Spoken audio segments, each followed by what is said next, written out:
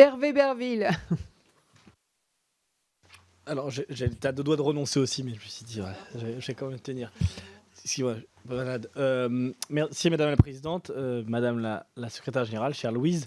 D'abord, merci beaucoup pour l'exposé qui, je pense, a convaincu tout le monde et qui a bien montré votre à la fois volonté, attachement viscéral à la francophonie et la volonté de porter ce projet partout sur les 4 continents. J'avais une question relative à l'OIF et les questions de partenariat, enfin d'aide au développement. Il y a un certain...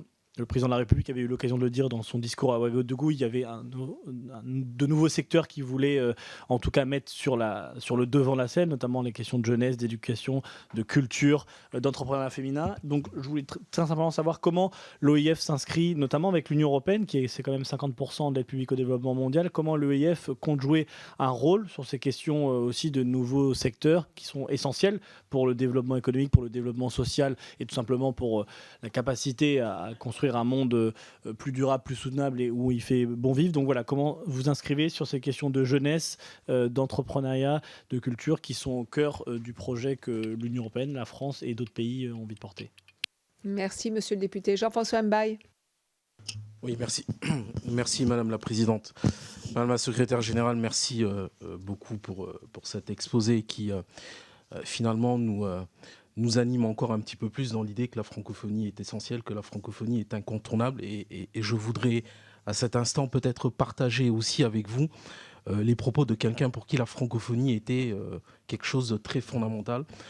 Je veux parler de l'ancien président Léopold Sédar Senghor qui disait à propos de la francophonie que c'était finalement cette symbiose des énergies dormantes qui comprenait tous les continents, toutes les races et qui se réveillaient à leur chaleur complémentaire.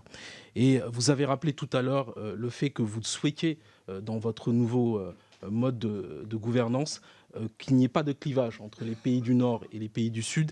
Et cela est d'autant plus vrai puisque dans le cadre de la réalisation des objectifs de développement durable, moi je pense qu'il s'agit véritablement d'un partenariat et d'une coopération entre les pays du Sud et les pays du Nord.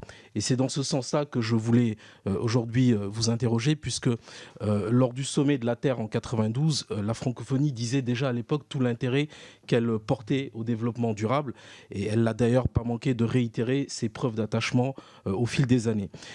Si je suis convaincu aujourd'hui que l'OIF doit pouvoir jouer un rôle fondamental dans cette question-là, j'aimerais peut-être, Madame la Secrétaire Générale, connaître un petit peu votre feuille de route sur ces sujets-là. Comment, et c'est en complément de ce que mon collègue Hervé Berville venait de dire à l'instant, comment, dans le cas particulier de la France, par exemple, l'OIF s'inscrit dans une relation de partenariat avec l'AFD. Je vous remercie. Merci beaucoup.